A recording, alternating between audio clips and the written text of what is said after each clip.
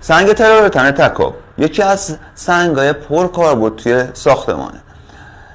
رنگ‌های کرم، بژ، شکلاتی، عسلی و گردویی این سنگ توی بازار تولید فراوری میشه.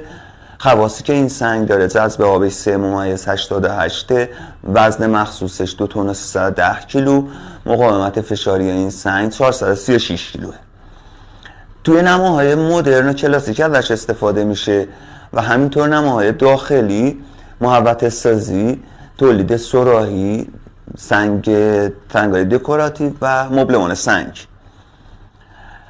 به خاطر خواص خوبی که این سنگ داره توی اقلیم‌های متفاوتی میشه ازش استفاده کرد و یه خاصیت دیگه این که این سنگ داره شباهت زیادی به سنگ حاجی آباد داره. اگه تجربه در مورد کار کردن این سنگ دارین برام کامنت کن.